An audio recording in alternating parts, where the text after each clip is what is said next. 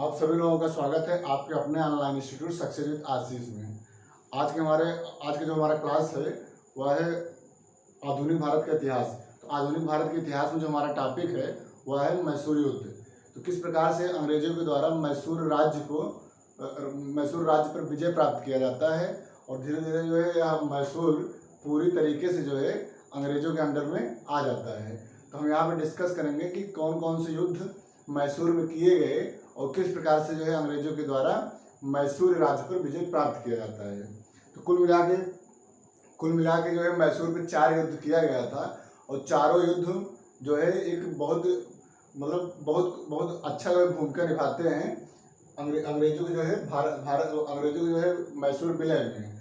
तो अंग्रेजों के द्वारा जो मैसूर का विलय किया गया वहाँ जो है 4 युद्ध किए गए और 4 युद्ध के बाद जो चतुर्थ आंग्ल मैसूर युद्ध था वह जो है उसको जो समाप्त करके जब टीपू का मृत्यु होता है उसके बाद मैसूर पूरी तरीके से अंग्रेजों के आधिपत्य में आ जाता है और यहाँ से जो है मैसूर में अंग्रेजों के द्वारा राजनीतिक व्यवस्थाएं की जाएंगी और वहाँ देखरेख अंग्रेजों के द्वारा किया जाएगा। तो आज की क्लास में आधुनिक भारत के इतिहास के आज का हमारा 6वां क्लास है और आज जो टॉपिक है वह है मैसूर युद्ध। ओके, तो मैसूर युद्ध चार मैसूर युद्ध लड़े गए थे अंग्रेज और मैसूर के शासक के द्वारा।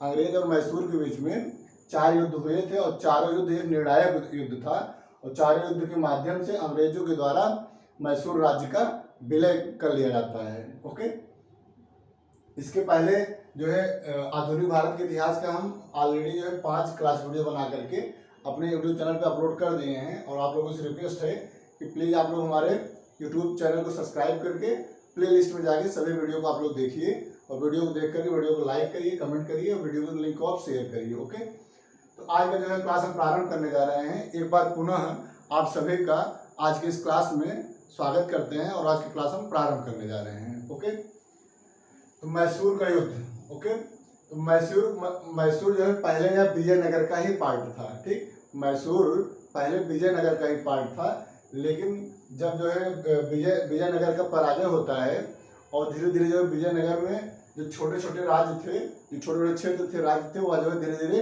अलग होने लगे। इस प्रकार से जो है मैसूर भी विजयनगर से अलग होकर के एक स्वतंत्र राज्य का निर्माण किया और आगे चल करके मैसूर राज्य पर हैदर अली का जो है शासन स्थापित होता है। यहाँ मैसूर में जो है शासक के रूप में जब हैदर अली जो है स्थापित होता है तो हैदर अली जो है एक महत्वाकांक्षी व्यक्ति था। वह अपने जो है राज्य को बहुत सुदृढ़ और जो है इसको विस्तार करता था हमेशा। तो एक शक्तिशाली राजा के रूप में हैदर अली का उदय मैसूर राज्य में होता है। पहले जो है हैदर अली जो है एक सैनिक के रूप में मैसूर में नियुक्त किया गया था, लेकिन यह धीरे धीरे अपने महत्वाकांक्षा के कारण यह अपने शक्ति को बढ़ाया और धीरे धीरे जो है मैसूर राज्य पर अपना शासन स्थापित किया। तो अब जो है हैदर अली इतना ज़्यादा शक्तिशाली हो रहा था तो यह चीज़ जो है अंग्रेजों को अच्छा नहीं लगा, क्योंकि अंग्रेज चाहते थे कि हम भारत में जो है धीरे धीरे करके पूरे भारत में जो है अपना साम्राज्य स्थापित करें। तो इस प्रकार से जब हैदर अली की शक्ति बढ़ रही थी मैसूर में तो यह अंग्रेजों के लिए बहुत बड़ा खतरा था। तो अंग्रेज यहीं से जो है इस मैसूर राज्य पर युद्ध करने का प्लान बनाए कि अब जो है किसी भी प्रकार से हैदर अली पर अंकुश लगाया जाए और इनके जो साम्राज्य विस्तार है, जो मैसूर को जो सुदृढ़ कर रहे हैं, इसको किसी प्रकार से कमजोर किया जाए, क्योंकि आगे चलकर हैदर अली जो है अंग्रेजों के लिए एक मुसीबत बन सकते थे, क्योंकि हैदर अली महत्वाकांक्षी व्यक्ति था और इसका शासन और इसके समय में मैसूर बहुत ज़्यादा समृद्धि प्राप्त किया था। तो आगे चलकर जो है प्रथम आंग्ल मैसूर युद्ध प्रारंभ होता है और प्रथम आंग्ल मैसूर युद्ध 1767 से 1769 ईस्वी में। प्रथम आंग्ल मैसूर युद्ध कब हुआ था? 1767 से 1769 में प्रथम आंग्ल मैसूर युद्ध प्रारंभ हुआ था। यह जो है हैदर अली और अंग्रेजों के बीच में यह युद्ध लड़ा गया था। प्रथम आंग्ल मैसूर युद्ध हैदर अली एवं अंग्रेजों के बीच में यह युद्ध हुआ था। ये प्रथम आंग्ल मैसूर युद्ध का क्या कारण थे इसको आप लोग देख लीजिएगा कि ये जो है दोनों अपने प्रभाव क्षेत्र में वृद्धि करना चाहते थे। हैदर अली भी एक महत्वाकांक्षी था और साम्राज्यवादी था, मतलब विस्तारवादी था। हैदर अली जो है एक महत्वाकांक्षी शासक था, यह अपने क्षेत्र को हमेशा जो है विस्तार करता था। ठीक, तो ये जो है हैदर अली भी चाहता था कि अपने अपने क्षेत्र को समृद्ध किया जाए और अपने प्रभाव क्षेत्र में जो है वृद्धि किया जाए। और यही चीज़ जो है अंग्रेज भी चाहते थे कि भारत में हम अपने साम्राज्यवादी दृष्टिकोण को आगे बढ़ाएं और अपने जो है साम्राज्य विस्तार करें। तो दोनों जो है महत्वाकांक्षी थे, अंग्रेज भी और हैदर अली भी। तो जो युद्ध होना स्वाभाविक था। ओके, आगे जो दूसरा कारण था वह हैदर अली का फ्रांसीसी के तरफ झुकाव। इस समय जो है अंग्रेजों के सबसे बड़ा दुश्मन फ्रांसीसी थे, लेकिन फ्रांसीसी जो है बांडीवास के युद्ध में फ्रांसीसी पूरी तरीके से हार गए थे, लेकिन फिर भी जो है भारत से गए नहीं थे। कुछ क्षेत्रों पे जो है फ्रांसीसियों के द्वारा व्यापार किया जाता था। तो ये जो है हैदर अली अंग्रेजों की तरफ न झुकाव करके फ्रांसीसियों की तरफ इनका ज़्यादा झुकाव था। यह भी जो है अंग्रेजों के लिए एक मुसीबत थी, एक समस्या था। तो जो है इस प्रकार से आगे चल करके अंग्रेजों के द्वारा युद्ध का जो है प्लान किया जाता है और प्रथम आंग्लो मैसूर युद्ध प्रारंभ होता है। अंग्रेजी सेना का नेतृत्व जो है सर जनरल स्मिथ के द्वारा किया गया था। प्रथम आंग्लो मैसूर युद्ध में अंग्रेजी सेना का नेतृत्व सर जनरल स्मिथ के द्वारा किया गया था और अंग्रेजों को हैदर अली ने चारों तरफ से घेर लिया। अंग्रेजी सेना का नेतृत्व जो सर जनरल स्मिथ के द्वारा किया गया था। अंग्रेजों को जो हैदर अली ने चारों तरफ से घेर लिया। हैदर अली उस समय जो बहुत पावरफुल शासक था। वह जो है अंग्रेजी जो सेना थी जो लड़ने के लिए आई थी मैसूर में, उसको जो है चारों तरफ से हैदर अली की सेना के द्वारा अंग्रेजों की सेना को घेर लिया गया और 3 ओर से मद्रास पर आक्रमण किया। हैदर अली ने तीनों तरफ से मद्रास जो उस समय अंग्रेजों के अंदर प्रशासित था वह, तो जो है मद्रास पे आक्रमण चारों तरफ से 3 तरफ से जो है हैदर अली के द्वारा किया गया। अंग्रेजों को बहुत क्षति हुई। इस युद्ध में, प्रथम आंग्लो मैसूर युद्ध में कोई निर्णायक युद्ध नहीं हुआ। इसमें जो है हैदर अली की स्थिति बहुत मजबूत थी और अंग्रेजों को जो है इस युद्ध में बहुत ज़्यादा कुछ नुकसान सहना पड़ा। आगे चल कर के मद्रास की संधि होती है और मद्रास की संधि जो है 1769 ईस्वी में किया जाता है। 1769 ईस्वी में मद्रास की संधि के द्वारा प्रथम आंग्लो मैसूर युद्ध समाप्त हो जाता है। यह जो है मद्रास की संधि जो है, इसकी क्या शर्तें थी, इसकी जो है 2-3 शर्तें बहुत इंपॉर्टेंट है, इसको जानना चाहिए। मद्रास की संधि के द्वारा अंग्रेज जो है या इसमें जो है प्रॉमिस किए कि हम जो है आगे चल करके हैदर अली के राज्य पर हम आक्रमण नहीं करेंगे। ये जो है संधि किया गया। तो हैदर अली और अंग्रेजों के बीच में मद्रास की संधि में ये शर्तें रखी गई कि यदि जो है मैसूर राज्य पर कोई अन्य जो है अन्य मतलब क्या, अंग्रेजों के अलावा कोई यदि मतलब अंग्रेज तो थे ही उनके साथ, लेकिन कोई अन्य सैनिक आकर के उनके ऊपर आक्रमण करता है, कोई और शासक या कोई किसी प्रकार का और अन्य आक्रमण होता है मैसूर राज्य पर, तो उसमें जो है अंग्रेजों के द्वारा मैसूर राज्य को पूरा जो है सहायता दिया जाएगा। ठीक, तो ये जो है मद्रास की संधि में यही शर्त थी कि अंग्रेज अब जो है मैसूर राज्य पर किसी प्रकार का आक्रमण नहीं करेंगे और यदि कोई दूसरा आक्रमण मैसूर राज्य पर करता है तो अंग्रेज जो है इसमें हैदर अली की सहायता करेंगे। लेकिन आगे चल करके इस मद्रास की जो संधि थी इसका उल्लंघन अंग्रेजों के द्वारा किया गया। ठीक, आगे चल के मैसूर राज्य पर अन्य जो है शासकों द्वारा आक्रमण किया गया, तो उस कंडीशन में अंग्रेज जो है इनका जो साथ नहीं दिया हैदर अली का। इससे जो है हैदर अली बहुत ज़्यादा जो है क्रोधित हुआ और आगे चल करके वह फिर जो है द्वितीय आंग्लो मैसूर युद्ध के द्वारा अंग्रेजों से जो है यहाँ बदला लेने के लिए युद्ध प्रारंभ करता है। तो द्वितीय आंग्लो युद्ध जो है 1780 से 1784 ईस्वी में प्रारंभ होता है। यानी यह जो द्वितीय आंग्लो मैसूर युद्ध 1780 में प्रारंभ होता है और 1784 ईस्वी में मंगलौर की संधि के द्वारा इस युद्ध की समाप्ति होती है। ओके, अब हम देखेंगे द्वितीय आंग्लो मैसूर युद्ध किस प्रकार से किया गया। इसका जो कारण था, द्वितीय आंग्लो मैसूर युद्ध का जो कारण था वह था मद्रास की संधि का अंग्रेजों के द्वारा उल्लंघन कर। ठीक, जो मद्रास की संधि 1769 ईस्वी में किया गया था वह जो है अंग्रेजों के द्वारा इस संधि में जो शर्तें रखी गई थी उसका उल्लंघन अंग्रेजों के द्वारा किया गया। दूसरा जो है क्या कारण था इस युद्ध का, अंग्रेजों के द्वारा माहे बस्ती पर कब्जा जो मैसूर राज्य में था, अंग्रेजों के द्वारा माहे, ठीक, माहे जो है एक बस्ती थी जो फ्रांसीसियों द्वारा स्थापित की गई थी। और उस समय जो फ्रांसीसी जो है सपोर्ट कौन कर रहा था, हैदर अली। जब माहे पर जो है अंग्रेजों के द्वारा कब्जा कर लिया गया तो हैदर अली को लगा कि यह जो है माहे मैसूर राज्य क्षेत्र में था। तो जब मैसूर राज्य का कोई छोटा क्षेत्र अंग्रेजों के द्वारा कब्जा कर लिया जाता है तो इस प्रकार से हैदर अली को एक चुनौती मिलती है और हैदर अली मजबूर होकर जो है अंग्रेजों से युद्ध करने के लिए विवश हो जाता है, क्योंकि सीधे जो है सीधे चुनौती था। तो इस चुनौती को जो है हैदर अली स्वीकार किए और युद्ध प्रारंभ करने के लिए विवश हुए। आगे जो है हैदर अली के द्वारा 1779 में 1779 ईस्वी में त्रिगुट संघ की स्थापना किया।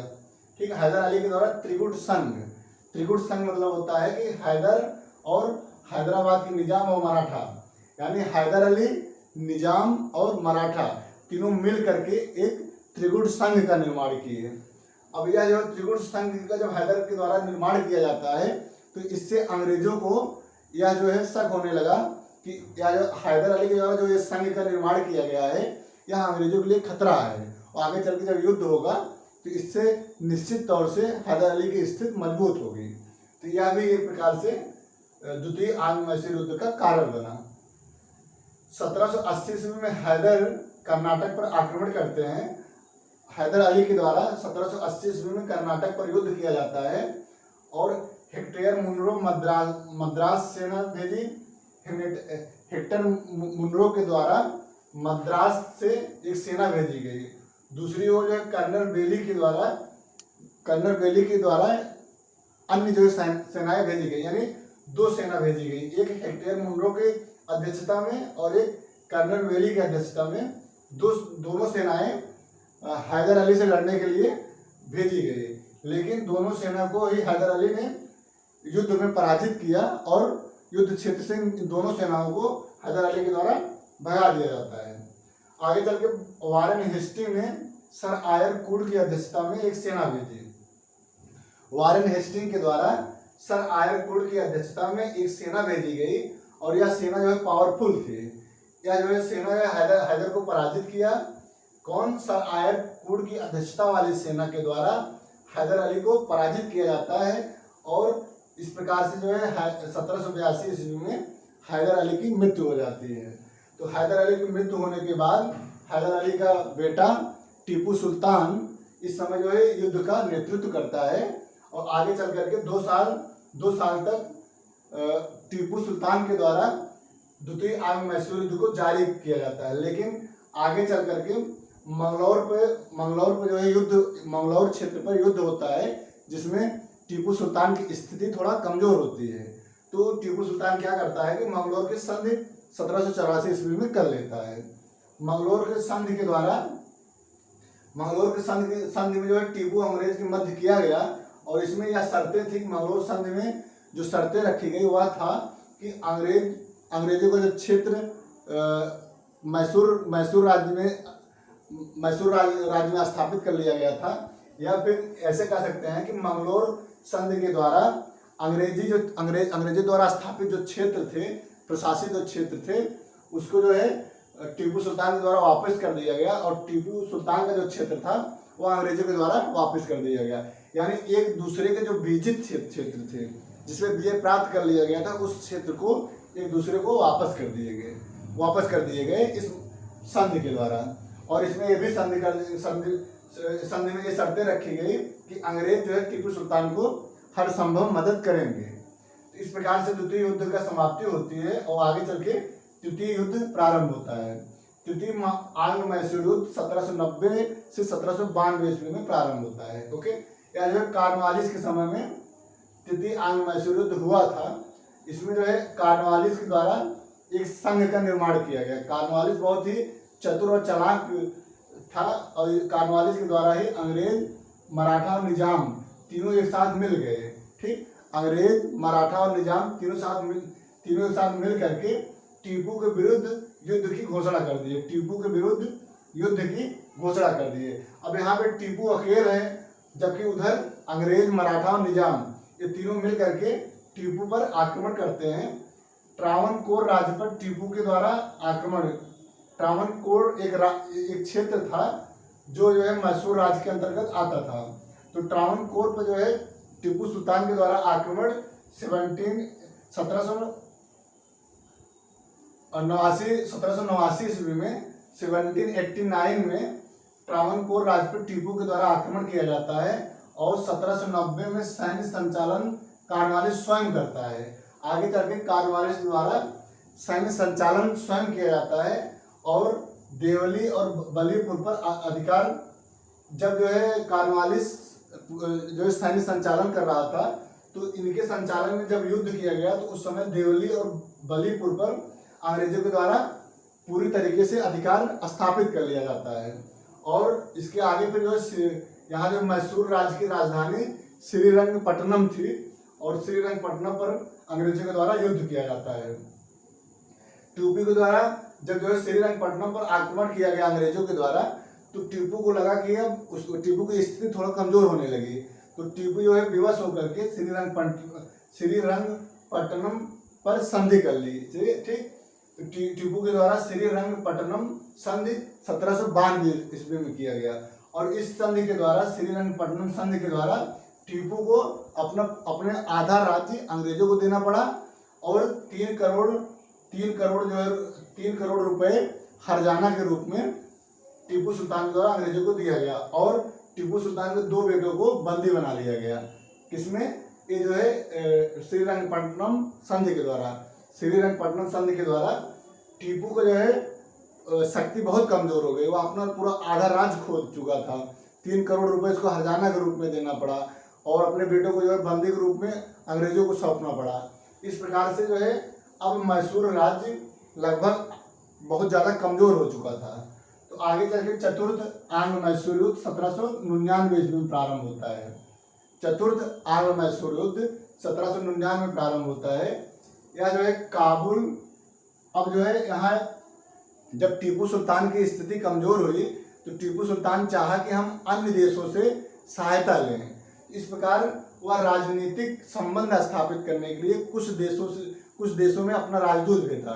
ठीक, तो ये टीपू सुल्तान के द्वारा अन्य देशों से राजनीतिक संबंध स्थापित करने के लिए यहाँ अपने जो है यहाँ मैसूर से राजदूत भेजा अन्य देशों में। तो ये बातें जो है अंग्रेजों को जो है अच्छा नहीं लगा। अंग्रेज नहीं चाहते थे कि जो है टीपू सुल्तान किसी अन्य देश से राजनीतिक संबंध रखे। तो आगे चल करके काबुल, फारस, अरब, मॉरिशस में टीपू ने राजनीतिक संबंध स्थापित करने के लिए राजदूत भेजा। ठीक, काबुल, फारस, अरब, मॉरिशस में टीपू ने राजनीतिक संबंध स्थापित करने के लिए राजदूत भेजा। ये जो है ये बात अंग्रेजों को अच्छी नहीं लगी। अब अंग्रेज जो है युद्ध करने का प्लान करने लगे। आगे जो है इस समय बेलजली था। बेलजली के समय में ही चतुर्थ आंग्ल मैसूर युद्ध हुआ था। बेलजली ने हैरिस, जनरल स्टुअर्ट को युद्ध करने के लिए भेजा। अब जो है बेलजली टीपू पर दोबारा आक्रमण करने के लिए कुछ जो है सेनाओं को जो है वहाँ पर भेजा। जैसे हैरिस और जनरल स्टुअर्ट की अध्यक्षता में कुछ सेनाएं मैसूर पर युद्ध करने के लिए भेजा और ये जो है हैरिस और जनरल स्टुअर्ट के द्वारा श्रीरंगपट्टनम पर युद्ध किया जाता है और यहीं जो है टीपू सुल्तान अपनी राजधानी श्रीरंगपट्टनम में युद्ध करते हुए वीरगति को प्राप्त होता है। ठीक, अपनी राजधानी में युद्ध करते हुए टीपू वीरगति को प्राप्त हो जाता है। टीपू की जब मृत्यु होती है तो इसके बाद मैसूर राज्य का विलय पूरी तरीके से इस समय नहीं किया जाता है, लेकिन ये जो है लगभग अंग्रेजों के अंदर में आ ही गया था। केवल नाम मात्र के इसमें जो किसी एक को जो है शासन करने के लिए अंग्रेजों के द्वारा सौंप दिया गया था, लेकिन आगे चल करके या कुछ समय के बाद आगे चल करके पूरी तरीके से मैसूर राज्य का विलय अंग्रेजों के द्वारा कर लिया जाएगा। लेकिन अभी क्या है कि पूरी तरीके से जो है मैसूर राज्य को मतलब जो भी यहाँ पे प्रशासनिक या राजनीतिक व्यवस्थाएं थी, अब वो अंग्रेजों के द्वारा गवर्न की जाएंगी। यहाँ पे आर्थिक और राजनीतिक व्यवस्थाएं अब अंग्रेज देखेंगे, लेकिन अभी अंग्रेज जो है इसका विलय नहीं करेंगे। जबकि अंग्रेज के अंदर में ये जो है मैसूर राज्य पूरी तरीके से तो आ गया, लेकिन अभी इसका विलय इसलिए नहीं कर रहे हैं क्योंकि आगे चल करके धीरे धीरे इस पे जो है मतलब राजनीतिक जो है नेतृत्व स्थापित करेंगे और आगे इसको मैसूर राज्य का विलय करेंगे। अभी जब चतुर्थ मैसूर के द्वारा जब टीपू सुल्तान की मृत्यु होती है तो यहाँ पे जो है किसी अन्य व्यक्ति को जो यहाँ का प्रशासन नियुक्त करके इसका संचालन अंग्रेजों के द्वारा किया जाता है और आगे चलकर धीरे धीरे मैसूर राज्य का विलय कर लिया जाता है। ठीक, तो ये जो है मैसूर राज्य था और मैसूर राज्य अंग्रेजों के द्वारा 4 युद्ध के माध्यम से इस राज्य पर विजय अंग्रेजों के द्वारा प्राप्त किया जाता है। ओके, तो आज क्लास में इतना ही। अब अगले क्लास में हम एक नया टॉपिक आधुनिक भारत का हम डिस्कस करेंगे। आज क्लास में इतना ही। प्लीज़ आप लोगों को वीडियो अच्छा लगा हो वीडियो को लाइक करिए, कमेंट करिए और वीडियो को लिंक को आप शेयर करिए प्लीज़। तो आज के लिए इतना ही। बहुत बहुत धन्यवाद। Thank you so much.